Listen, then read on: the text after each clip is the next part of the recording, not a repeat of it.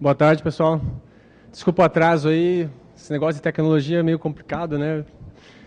Os slides estão na nuvem, não deu certo, o Google me gerou uma URL enorme, não conseguimos digitar, o Bitly falhou. Agora loguei na minha conta do Google e vamos ver, daqui a pouco os slides devem estar por aí. E até isso é engraçado que tem a ver com o que eu vou falar aqui hoje. O tema é Shell Script. Deixa eu me apresentar primeiro, né?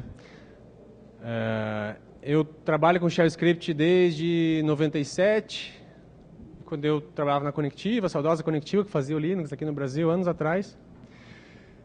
Sou escritor, escrevi livros sobre Shell Script, sobre expressões regulares, quem gosta desses assuntos.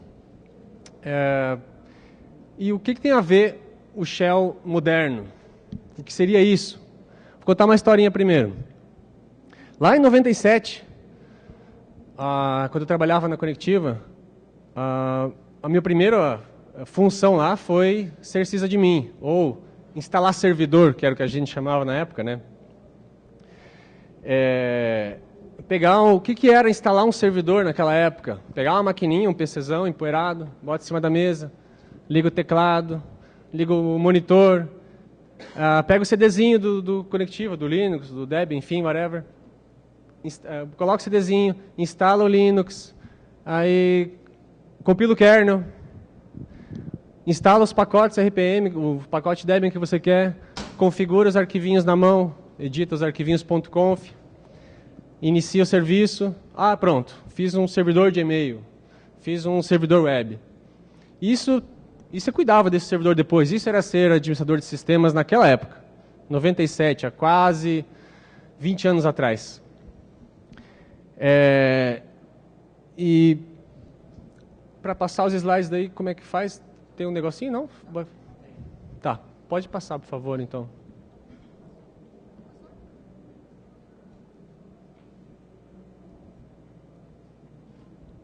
Isso, apareceu, maravilha. Pode passar, por favor. Então, só para ilustrar, né? Naquela época a gente era muito a máquina física, né?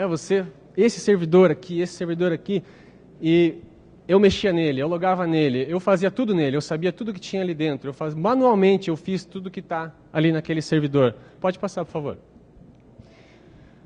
O CDzinho, o manual, tal, isso era como era antigamente. Pode passar, por favor. Pode passar. Então, essa era a nossa rotina. Onde entrava o Shell Script? Mas eu queria automatizar um pouco isso aí. Eu conseguia fazer um shellzinho de instalação que cuidava dessa parte do processo. Instalar os pacotes, configurar os serviços ali e iniciar esses serviços. Então, nessa época, você programar em Shell Script, basicamente era isso. Era você cuidar de um servidor e automatizar aquele roteirinho que você fazia. Pode passar, por favor. Nesse meio tempo, pula 20 anos, eu saí da área de administrador de sistemas, fui para a programação e perdi as ondas que tiveram de máquina virtual, de cloud, de Docker. Não vi nada disso passar, só acompanhei de longe, vendo as notícias no BR Linux e tal. Pode passar, por favor? Então, coloquei algumas coisas só. Hoje, não existe mais esse negócio do sysadmin com a maquininha local ali. Hoje está tudo na nuvem, está tudo remoto. O servidor ele é descartável. Ele tem que poder subir e morrer da mesma forma várias vezes. Então, o que aconteceu? Há 8 meses atrás, eu comecei a trabalhar numa startup. E lá, eu sou funcionário público de Joinville e trabalho na prefeitura. Prefeitura, vocês já imaginam, não tem cloud. A prefeitura ainda está na década passada, digamos, em termos de infraestrutura. Tudo é local, servidor e tal. E na startup é o total oposto, né? 100% Amazon, 100% nuvem, não tem nenhum servidor local, não tem nenhum CDzinho do Linux lá. Tipo, como é que pode? Que absurdo. Mas as coisas hoje são assim. E aí, nesse meio tempo, então, eu aprendi essa nova maneira de fazer as coisas hoje. Então, lá eu faço parte da equipe de Ops, lá de operação, então cuido de servidores, voltei a essas origens.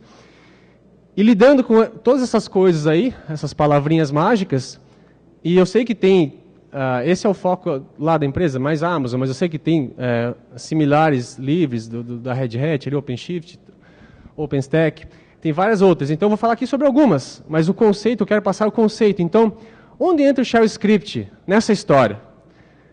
Se eu não tenho mais, pode passar, por favor.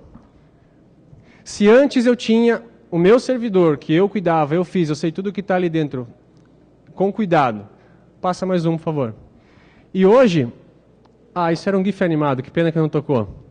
O cara está jogando as caixas ali. Hoje o que? O servidor, ele é só um recurso que você liga, desliga, dispara quantos você quiser. Então você não pode mais fazer nada na mão, entrar lá e editar um .conf. Esse servidor vai morrer e vai lançar outro, e você vai perder aquilo que você fez. Você precisa automatizar isso, você precisa que seja repetível. Esse servidor tem que lançar igual todas as vezes. Aí foram criadas aquelas ferramentas que a gente viu no slide anterior. E Shell Script agora, finalmente, onde que entra? Pode passar, por favor? Onde que entra o Shell nessa história? O Shell é um dos componentes que te ajuda a fazer esse servidor repetível, a você conseguir lançar um servidor do jeito que você quer, e depois que ele lançou, eu vou falar aqui mais sobre o foco assim, do desenvolvedor, do Ops direcionado ao desenvolvedor, tá? Que as ferramentas que o desenvolvedor geralmente precisa que está funcionando, para que o código dele saia do GitHub, do GitLab, e vá até a produção. E tem muito Shell nesse meio do caminho. Passa, por favor. O que acontece? Antigamente, eu quero fazer um Shell Script, eu vou programar em Shell Script, sei lá. Basicamente, eu tinha dois ambientes para rodar esse Shell Script. Ou eu estava na linha de comando, abro o VI, o Emacs, edito meu script e executo ele na linha de comando, ou jogo no crontab e ele vai ser executado. E o crontab, ele é um ambiente um pouquinho diferente, né? Ele não é igual. A execução do mesmo script nesses dois, ela é diferente. No cron você tem que definir o path do zero, não tem std in, std out ali, não é interativo, né? Ele acontece automaticamente. Para onde que vai a saída? Vai para o arquivo de log, vai para o teu e-mail, dependendo como você considerar. Então você tinha esses dois ambientes diferentes que você precisava se ligar. Não, se o meu script estiver rodando na cron, eu tenho que me lembrar de algumas coisinhas e tenho que trabalhar talvez um pouquinho diferente para que ele funcione legal. O que eu quero tentar mostrar aqui para vocês hoje é que isso aqui se expandiu. Você continua tendo a linha de comando, você continua tendo a cron. Mas você hoje programa em Shell Script dentro de ferramentas livres, de ferramentas proprietárias, de serviços, e mesmo às vezes sem perceber, você está programando em Shell Script no arquivo YML, num arquivo de configuração, e cada um desses ambientes tem suas próprias pegadinhas, seu próprio ambiente, como ele funciona, que você tem que conhecer antes de conseguir programar legal em Shell ali. Vou mostrar alguns, tá? Tem vários, mas alguns que eu estou mais familiarizado. O Git, por exemplo. Eu esqueci de fazer uma pergunta no começo. Quem aqui já programa em Shell? Quem já fez Shell Script? Legal. Só para saber. Show de bola. O Git, por exemplo. Git, quem usa Git aqui? Você faz um commit, um push, enfim, você está usando o Git. Você pode configurar alguns hooks, que são scripts que são executados automaticamente. Na cron, você executa num determinado horário, e os gits do hook, eles são executados, esses scripts, eles são executados quando? Quando acontece alguma coisa no teu repositório. Então é muito comum você fazer um hook de pré-commit, por exemplo, para verificar teu código antes de commitar, ou de pós-commit, toda vez que fizer um push para master, eu quero que esse código vá para produção, para homologação. Você usa um desses scripts. Aqui dentro é o quê? Ele é um executável. Ele é um shell script. Aqui vai ser um shell script normal. Um exemplo. Um scriptzinho bem simples para fazer um deploy em produção. Supondo que na produção você já tem outro repositório bear lá, prontinho para que isso funcione. Claro, eu vou fazer meu git push prod local. Esse commit vai lá para o outro repositório e esse script post receive, ele vai ser executado. E vai fazer o deploy em si, que é dar o checkout lá onde quer que esteja esse código. Isso é um shell script, ok? Mas ele tem algumas coisinhas. São detalhes do ambiente que eu preciso me preocupar, que se eu não fizer, não vai funcionar. Se não tivesse aquela linha set git dir ali, ele não vai funcionar esse script. E se não tiver aquela primeira linha com aquele issue no final ali, eu também não vou saber direito o que está acontecendo. Então aqui a gente já está vendo um terceiro ambiente, que um shell script, é um shell script normal, mas ele está sendo executado num ambiente que, para mim, é estranho. Eu tenho que conhecer esse ambiente primeiro antes de sair trabalhando em cima dele. A primeira linha ali é para que ele qualquer erro ele aborte. Eu quero que ele aborte em qualquer problema que dê. O X é de debug, então ele vai me dizer, cada linha dessa, antes de ele executar, ele vai mostrar a linha que ele está executando. Por quê? Porque quando eu dou git push lá na minha máquina, a saída desse script ela aparece ali para mim, para eu saber o que está acontecendo. Então é importante que eu seja verboso, que eu diga o que está acontecendo. O "-x" me ajuda nisso. E se eu não der aquele unset naquela variável, não vai funcionar, porque ele está considerando o repositório que eu estou mexendo aqui como o repositório que o Git vai trabalhar em cima. Mas eu quero mexer naquele outro que está lá no apt repo foobar.git. Para que isso dê certo, eu preciso dar um unset nisso. Como eu descobri isso? Meu script falhou e eu fui lá no Stack Overflow até que eu achei a resposta.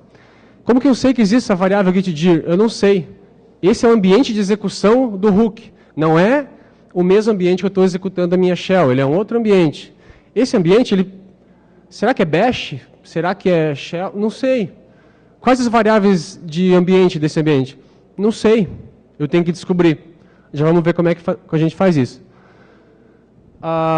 Continuous Integration. Então, hoje, eu faço meu código, faço o push do meu commit, e são rodados testes automaticamente em cima desse commit. Existem ferramentas para isso. Proprietária como o Travis e livre como o do GitLab. O que acontece? Essas ferramentas funcionam lendo um arquivo YML dentro do teu repositório. Você cria um arquivinho especial lá no formato YAML, lá, YML, e coloca coisas dentro dele. Podem ser várias coisas. Você pode definir variáveis, você pode... Eu peguei só um pedacinho aqui, olha só, before install e script. São duas seções diferentes, e dentro tem um array, com aqueles hífenzinhos, e tem algumas coisas ali. O que são essas coisas? Shell script. Eu estou editando um arquivo de configuração, YML, mas eu estou colocando comandos shell ali dentro. Eu estou fazendo um script. Eu estou definindo uma variável, eu estou baixando alguma coisa de uma URL, dando permissão de execução, e estou movendo para uma outra pasta. Isso é um script. Novamente, onde isso vai executar? Não faço a menor ideia. Será que é no Ubuntu, é no Debian, é dentro do Docker? Não sei, eu só sei que eu quero que isso aqui execute. Quais são as variáveis desse ambiente? Eu tenho restrições nesse ambiente? Como eu descubro isso? Em geral, a documentação não é muito boa nisso. Você tem que dar comandos para descobrir. Como eu entrei nesse mundinho aqui, que é o mundinho do Travis, eu sei que é um Linux, e eu estou dizendo que é Bash. Então eu sei que é Bash, pelo menos. Qual a versão do Bash? Não sei. E o script ali embaixo é a mesma coisa. Mais dois comandos. Então aqui eu tenho, digamos, a gente está vendo dois shell scripts numa mesma configuração, que vão ser executados num servidor remoto que eu não sei qual que é. E eu só sei que deve funcionar isso aí. Então a nossa programação em script hoje, ela tem um pouco de incerteza. Por isso é importante você programar de maneira mais defensiva. Será que é Bash 1, 2, 3, 4? Se for Bash 2, eu não vou poder usar array. Ou será que é um Bash mais restrito? Então, eu tenho maneiras de programar de maneira mais conservadora para evitar que meu script quebre lá na máquina remota. Se eu testar na minha máquina esses comandos, eu vou copiar e colar, vai funcionar, porque na minha máquina tudo funciona. Pode passar, por favor. Aqui é só para dar um destaque que é shell mesmo, tá? Eu estou definindo uma variável, eu estou usando essa variável. Essas linhas, elas não são independentes, elas estão rodando no mesmo ambiente. Então, o que eu defino numa linha, eu posso usar na outra. Só para deixar claro que isso aqui é um shell rodando no ambiente, que eu desconheço. No GitLab é a mesma coisa. Eu tenho também um arquivo YML, que é uma configuração, e eu defino coisas. Esse aqui, por exemplo, eu tenho uma task lá que é code lint, para ver se meu código está ok. Isso aqui é para um projeto em PHP. Eu quero saber se meu meu código PHP está legal, não tem nenhum problema. Tudo que está em verde ali é um script em shell. Também, da mesma forma que o anterior. Só que nesse eu coloquei alguns comandos, esses primeiros comandos, eles não têm nada a ver com o code lint. Não tem nada a ver com o meu código PHP. Mas são comandos exploratórios. Que no primeiro momento que eu quero fazer isso aqui funcionar, eu tenho que saber o horário, que máquina que é, que Linux que é isso aqui. Dá um name-a, ele vai te dizer. O comando env, essencial, vai me listar todas as variáveis do ambiente. Então aqui eu descubro que quando eu estou dentro desse CI do GitLab, eu tenho um monte de variáveis de ambiente que ele setou para mim e eu posso usar no meu script, que nesse caso eu não estou usando. Mas eu tenho o número do build, que é o número único que eu posso usar quando eu for gerar uma imagem Docker ou algo assim. Então com esse comando env eu descubro que variáveis estão disponíveis. Será que o path está definido? Qual que é o usuário que roda isso aí? Né? É uma máquina remota, eu não sei nem que usuário que vai rodar esse script. Então, com o comando env, eu descubro tudo isso. Ele vai me listar as variáveis do ambiente e eu começo, beleza, então eu já sei mais ou menos que Linux que eu estou, o que tem à minha disposição. E eu poderia colocar outros ali também, ver quais pacotes estão instalados, enfim. Até que isso funcione, você vai dando esses comandinhos exploratórios para você tentar descobrir esse teu ambiente, aonde que eu estou pisando. O resto é script, tá? Entra na pasta, faz alguma coisa, sai da pasta e vai. Os comandos aqui não importa, tá? O que importa é só o conceito. O unit test também. Vou passar mais um. Mais uma vez aqui é só para dar um destaque na variável de ambiente, que nós vamos falar um pouquinho ali mais para frente. Eu estou executando o comando php unit, mas antes eu estou passando uma variável de ambiente para ele. Isso também funciona nesse ambiente estranho aqui, e o script vai receber essa variável, além de todas as que ele já recebeu. Pode passar. Mais um, Puppet, provisionamento. Então, a gente estava falando de servidor, pode passar, servidores, né, repetíveis. Eu preciso de uma ferramenta de provisionamento, Puppet, Ansible, Chef, tem várias. Essas ferramentas, dentre várias coisas que você pode dizer lá, você também pode executar, comando exec nesse caso, um shell, um comando, alguma coisa. Tá? Poderia ser mais de um comando, com ponto e vírgula. Aqui eu entrei no modo shell, digamos. Eu estou lá no Puppet, eu defino várias coisas, mas aqui eu entrei no modo shell. Estou executando um shell script. Então, um comando, redireciona para um arquivo. E aqui já é uma coisa um pouco... Mesma coisa. Esse comando vai ser executado no meu servidor. Então, pelo menos eu sei aonde que vai ser executado esse comando. Mas quem vai executar ele é o Puppet. E como é que o Puppet faz isso? Ele chama o bash... Ele executa diretamente como uma chamada de POSIX, de sistema. Sabe? Eu não tenho essas informações. Eu programo meio cegamente. Eu estou fazendo um script que eu não sei direito se vai dar certo. Geralmente eu vou testar e vou ver se vai funcionar. E aqui acontece algumas coisas interessantes. Como eu estou programando em shell, dentro de uma ferramenta que tem seus próprios idiomas, sua própria maneira de agir, esse é um shell, no caso, por exemplo, o primeiro ali. O comando shell que eu quero executar é o que está em amarelo. Mas ele tem uns condicionais embaixo.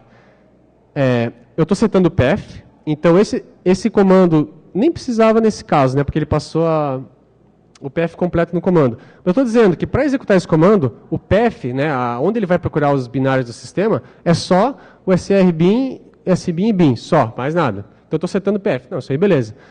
E unless, ou seja, só execute esse comando se esse outro comando, então, shell de novo, esse outro comando que eu passar, não for true, não der certo, digamos.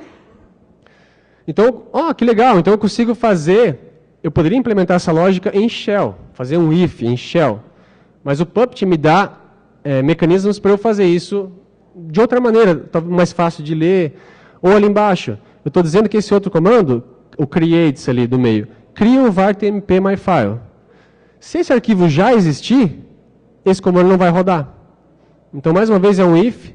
Aí você tem que entender o Puppet, o funcionamento dele, e essas ferramentinhas, para que o teu comando que você quer executar no teu servidor remoto funcione.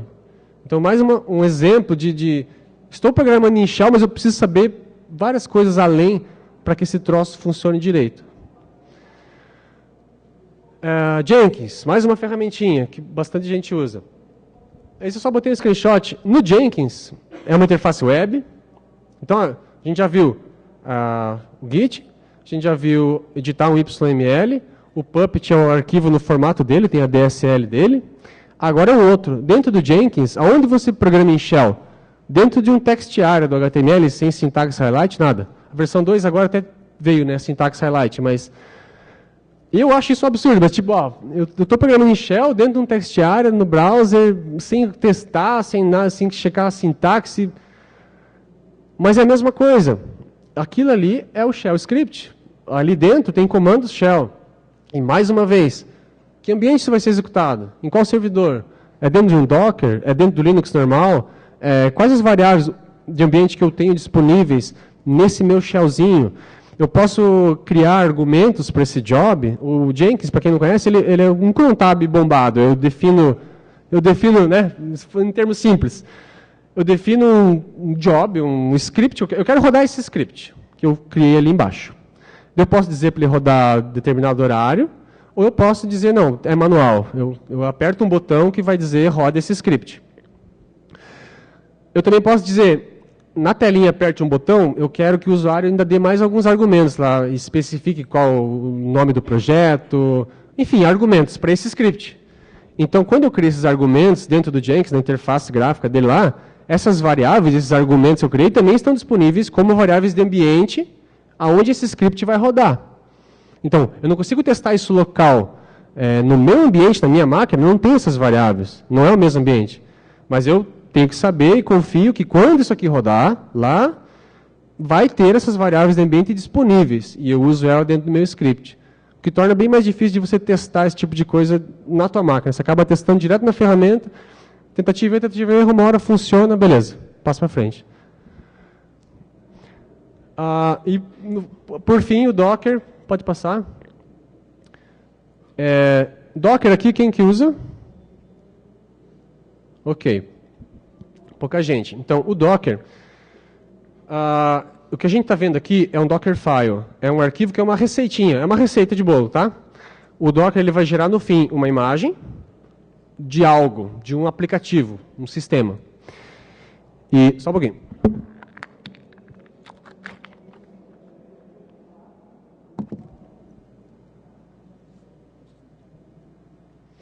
E aqui é a receita dessa imagem. Eu estou dizendo, a partir de uma imagem do Debian, você vai fazer alguns comandos, vai instalar o curl nessa máquina com o apt-get install, vai copiar alguma coisa, os arquivos do meu aplicativo para essa pasta /pp, vai setar algumas variáveis de ambiente, e no final vai ser a execução disso, dessa imagem resultante. É uma receita, tá?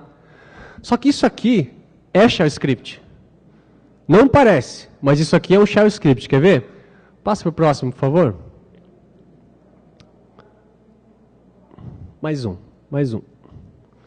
Então, a linha run, o comando run, a configuração run, executa um comando diretamente. Então, aqui eu estou dizendo um comando, o mesmo que eu digitaria na linha de comando. Posso conectar vários comandos com e-comercial, com ponto e vírgula. Posso fazer o que eu quiser. Então, aqui são comandos executados em sequência. Como se eu estivesse dentro de um script. Posso ter vários runs. Então, comandos, beleza.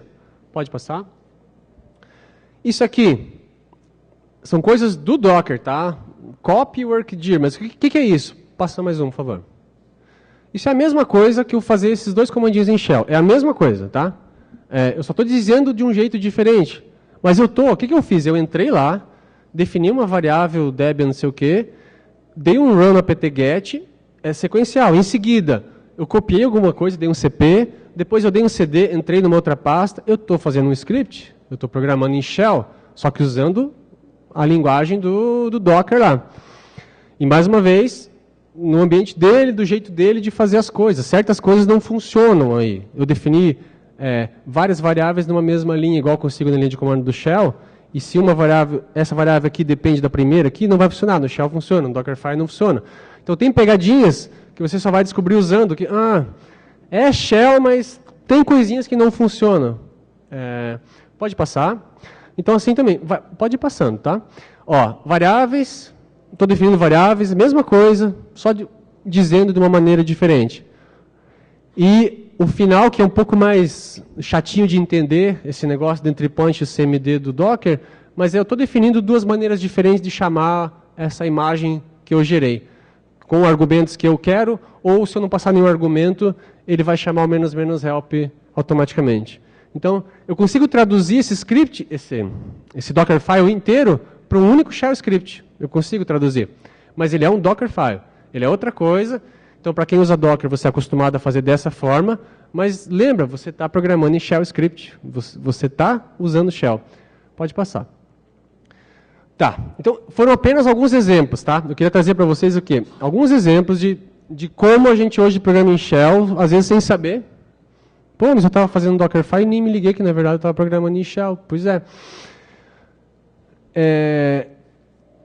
Várias maneiras diferentes de eu programar em shell. Eu preciso agora... Tá. Mas como eu otimizo isso? Então, como deve ser? Como eu devo me portar de programar em shell nesse novo jeito, nessa nova maneira de fazer shell? Algumas diquinhas que eu tenho para dar.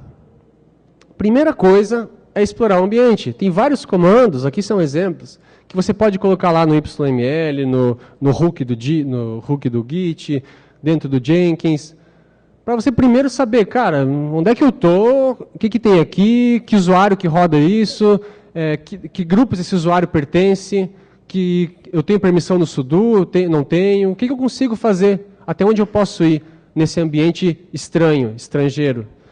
Você pode dar esses comandos. Se você estiver dentro do Git, mexendo com repositórios, confere que branch que eu estou, está tudo certo aqui, ou se estiver no Docker, dá um Docker Info, dá um Docker PS, tem mais containers rodando aqui, sabe? Primeiro passo, entope teu script isso aqui para você saber onde é que você está. Aí você começa a programar. Alguns desses eu até deixo, mesmo depois que já funcionou o script, eu deixo, porque às vezes numa execução, dá pau no script. E daí é importante você ter essas informações na mão para você poder debugar, para você saber, mas por que deu pau? Será que esse usuário não tem permissão naquela pasta que eu estava tentando fazer alguma coisa? Então te ajuda nesse momento. Outra coisa que eu acho legal, essa é uma dica até geral de shell, mas eu acho especialmente importante quando você está lidando com esses scripts de automação. Eu poderia fazer esse script inteiro em 4 linhas, nesse exemplo. 4 linhas que chamam o Docker, uma atrás da outra. Só que eu estou, na verdade, fazendo 3 coisas diferentes. Eu estou construindo uma imagem, dando um build. Eu estou publicando essa imagem para um repositório de imagens. Estou guardando ela na nuvem. E, por final, estou dando um run, que é rodar essa imagem. São 3 coisas diferentes. Então, cria 3 funçõezinhas em shell diferentes. E, no final, chama essas funções. É a mesma coisa, mas ela fica mais simples de você enxergar os pedaços, ou de repente, eu não quero mais publicar, eu só quero buildar e rodar. Comenta só a linha do publish lá e beleza, não vai ser executado. Então você acaba simplificando um pouco o teu script com isso. Outra dica legal é você criar uma pasta scripts dentro do repositório, para quem lida com código, cria uma pastinha scripts lá. E lá dentro você vai colocar os teus scripts que, sei lá, aí cada projeto é um projeto que faz o build, clean up e tal. Joga teus scripts todos lá dentro, com nomes descritivos. Colocar a extensão .sh ou não é uma opinião pessoal, tem gente que prega que não precisa. Eu gosto porque fica um pouco mais claro, mas realmente não precisa. Ele é um executável, não importa se é Shell, se é Python, se é Ruby, ele é um executável e deve ser executado. E de repente, olha o primeiro arquivo lá, uma bibliotecazinha em Shell, que todos esses scripts dão um source nela, a primeira linha do script source _lib.sh. Então eu centralizo numa bibliotequinha minha, sei lá, o login no Docker Hub, credenciais da Amazon, do Azure, sei lá, o que você estiver usando. Centraliza numa biblioteca que todos esses scripts vão usar. E aquilo que eu já comentei antes, não, desculpa, eu comentei numa outra conversa que eu estava tendo, estou confundindo as coisas já. Shell, programar em Shell, pode ser BinSH, pode ser Bash, pode ser KSH, pode ser ZSH, tudo é Shell, mas são incompatíveis entre si. 10? Então, o Puppet lá, é Shell, é Bash ou é SH? Não sei. Tudo que funciona no SH, funciona no Bash. Em geral, as ferramentas usam Bash, tá? Ou SH. Então, você ter essa atitude mais defensiva de programar em SH, em POSIX, BIM-SH, as coisas mais, então, eu não vou usar um monte de coisa que eu acho que vários de vocês usam. Array, por exemplo, em Shell, não, você não pode usar. Array não é compatível com o BIM-SH original, lá da década de 70, que está até hoje aí. Substituição de variável, aquele for esquisito, cara, nada disso aqui, entre várias outras coisas, que são legais, que são úteis, você não pode usar. Não é que você não pode, às vezes até funciona, mas na prática, se você quer que aquele teu script rode no maior número de ambientes diferentes, e se antes a gente tinha só aquela linha de comando e cron tab, agora a gente tem todos esses que eu mostrei, mais uma variedade deles, é bom acostumar desde já a não usar array, não usar essas coisas mais complicadas, porque aí você não precisa tanto se preocupar. Será que no ambiente lá é o Bash mais recente? Você não precisa se preocupar. Não, o teu script ele é portável. Ele funciona em vários sabores de shell diferentes, porque você foi defensivo. Isso é importantíssimo. Todas essas ferramentas têm um log. Você consegue, você entra lá no GitLab, no Travis, no Jenkins, tem uma telinha lá que você vai entrar e vai ter o log. O log do teu script. Ele vai dizer, tentei executar essa linha, esse foi o resultado. Então, dentro do teu script, como você não... Se o script der pau, você não vai poder abrir uma shell e entrar lá e ver como é que estava o ambiente naquele momento e debugar. Não, ele cria aquela máquina que vai rodar o teu script, dá pau e aquela máquina some, morreu. Então o teu script já tem que prever isso e já dá as informações que você vai precisar se isso der problema. Se eu vou fazer algo, eu coloco um eco dizendo o que eu vou fazer, porque ele vai aparecer na linha de log lá, vai fazer tal coisa. Se eu ver que deu pau logo depois, eu já tenho uma ideia. Ah, tá. Deu pau na hora de fazer o backup. Então é ali que está o problema no meu script. E se eu vou fazer uma cópia, ou qualquer coisa que tenha um comando, o "-v", o verbose, que me diga que durante aquele procedimento eu também tenha mais informações, vai que deu pau ali acabou o espaço em disco e aquele primeiro CP falhou. E é importante para mim saber quais arquivos ele conseguiu copiar e quais não. Se você não colocar o "-v", você não vai saber. Ele vai dizer, deu erro no CP. Colocou o "-v", ele vai mostrar por linha todos que eles estão copiando e você vai saber exatamente qual foi o último que deu certo antes de dar o erro. E colocar a data também, em geral as ferramentas têm, mas se não tiver, coloca a data, até para você ter uma ideia, quando começou, quando terminou. Como a gente está falando, a gente fala muito de variáveis de ambiente, tá? É importante que dentro do teu script, coloca as tuas variáveis em minúsculo, sempre. E só deixa maiúscula, eu sei que tem gente que adora botar maiúscula para tudo, mas deixa maiúscula só para as variáveis de ambiente. As variáveis que estão no ambiente, que vêm lá, setadas pelo Jenkins, setadas pelo Travis, pela ferramenta, para você saber certinho. Pô, essa variável aqui, só de olhar para ela o nome dela, eu já sei, tá, essa variável Travis, ou SName, ou Build ID, não, ela não é minha, não sou eu que estou definindo ela. Ela já existe no ambiente que esse script está sendo executado. Então essa padronização ajuda. E conhecer as variáveis do seu ambiente. Então, se eu vou usar o GitLab CI, eu vou na documentação dele, ou vou dar aquele comandinho env, e vou ver quais são todas, aqui é só um pequenino exemplo, tá?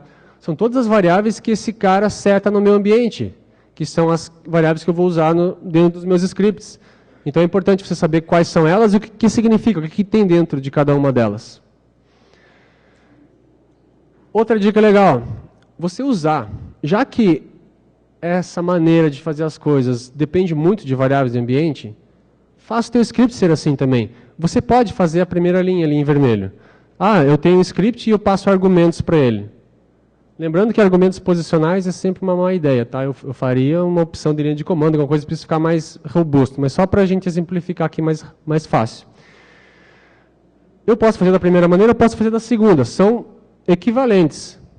A diferença é que na primeira eu tenho que saber a ordem, o que é o primeiro, o que é o segundo, o que é o terceiro. E na segunda, eu estou usando variáveis de ambiente. E dentro do meu script, eu uso variáveis de ambiente diretamente. Eu não preciso fazer um parser para eu saber quais são os argumentos que eu recebi e tal. Não, usa a variável do ambiente. Eu sei que esse script vai receber uma variável chamada branch quando ele for chamado. E eu posso verificar antes. Se não existir a variável branch, existe, já vai embora. Então você simplifica o teu script confiando, usando também as variáveis do ambiente, em vez de usar opções de linha de comando ou argumentos. E o mais legal aqui, essas ferramentas em geral, esses ambientes novos em geral, eles operam no modo strict, no modo... O que é isso? Qualquer erro que der, teu script tem 20 linhas.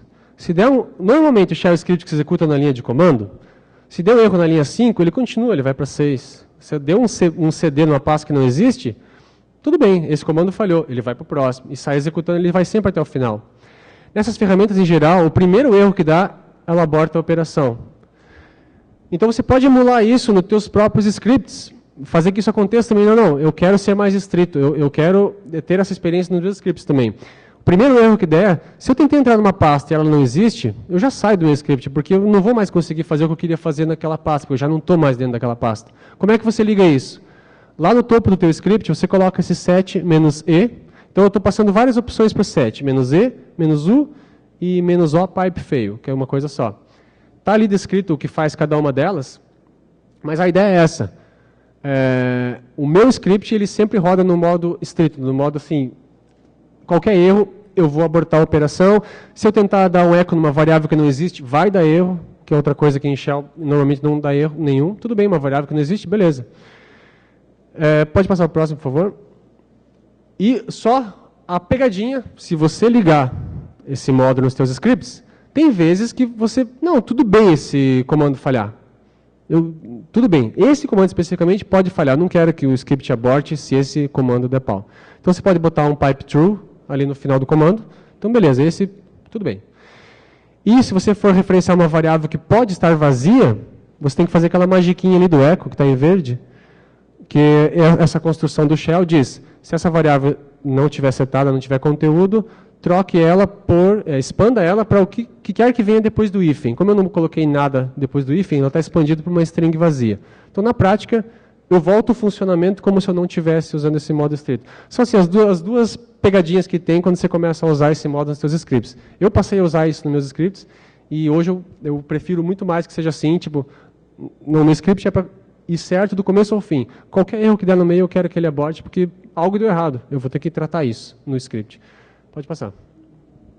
E por fim, ligar o debug. Às vezes você tem teu script, mais uma vez usando variável de a chamada ali embaixo, usando variável de ambiente para ligar uma funcionalidade do teu script, em vez de passar um "-v", menos verbose, usa a variável de ambiente, e essa é uma maneira bem fácil de você... Pode passar. Meu tempo já deu, né? Tá, então vamos... Pode passar mais uma. Já está no final mesmo. Além do teu shell, a gente tem ferramentas que hoje, há 20 anos atrás, não eram tão relevantes, e hoje a gente necessita delas. A Shell Check é uma que eu recomendo, quem não conhece ainda. O que ele faz? Varre o teu script e aponta vários erros que você cometeu na hora de escrever esse script. Pode passar? E hoje o JSON é muito importante, você tem que lidar com JSON. Você manda JSON para o web service, você lê JSON do web service, essa ferramentinha JQ, na linha de comando você consegue fazer parsing de arquivos JSON, extrair dados dali de dentro, ou só formatar ele, excelente. E claro, curl e sed são essenciais para você acessar web services, postar coisas, e o sed especialmente, como o teu servidor tem que ser repetitivo, você faz geralmente um template de um arquivo de configuração e você troca em série o valor dessas variáveis em tempo de execução. O sed é excelente para fazer isso, olha lá, a segunda linha, na terceira. Procure pela linha debug e troque false por true. Estou ligando o debug de algum arquivo de configuração usando o sed. Ou até com o Docker, eu já tenho um container rodando e... eu tenho um container do WordPress, eu queria ligar o debug, mas só agora, só para esse container, uma coisa rápida. E de repente esse container não tem nem VI, não tem nano, não tem nada instalado, é um container peladão. Usa o sed, Docker exec, usa o sed para trocar um arquivo de configuração no meio, num comandão só. Então, maneiras novas da gente continuar brincando de shell script. E, por fim, a gente precisa conhecer ferramentas que os provedores de nuvem, eles dão ferramentas próprias. Então, se eu quiser lá na Amazon criar uma máquina, não sei o quê, eu tenho um comando AWS isso, AWS aquilo, pela linha de comando, eu não preciso usar a interface web. Então, eu vou usar isso dentro dos meus scripts também. Se o meu script precisa criar um servidor, configurar, setar um DNS, levantar uma rede, eu faço isso tudo usando o AWS alguma coisa, ou Azure alguma coisa. Cada provedor, eles enxergaram a vantagem que é você ter uma ferramentinha de linha de comando para fazer essas coisas. Então, eu coloco isso tudo nos meus scripts. Então, eu acho importante vocês conhecerem essas ferramentas. Isso aí. Desculpa a pressa, pessoal, mas... Perguntas?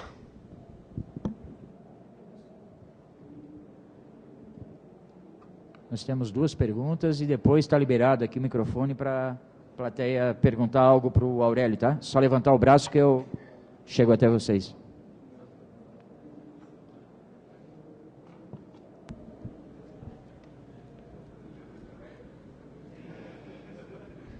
Todo mundo entendeu tudo, então beleza. Ah, isso é pergunta? Yes, yes. Sim, vou disponibilizar no qual que é? Deck Slider, nem lembro o nome do site também. Ah, sim, pessoal, antes de acabar, não tem mais nenhuma pergunta mesmo? Tudo certo? Vai ter agora ali fora uma sessão de autógrafos, para quem quiser, para quem gosta desse tipo de coisa. Tá à venda meus livros ali na lojinha do Fizzly.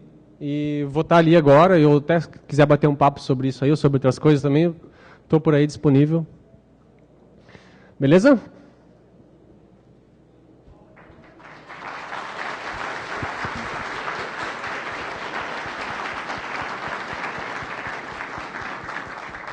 Aí quem puder avaliar a palestra usando esse aplicativo aí, a galera agradece. Muito obrigado.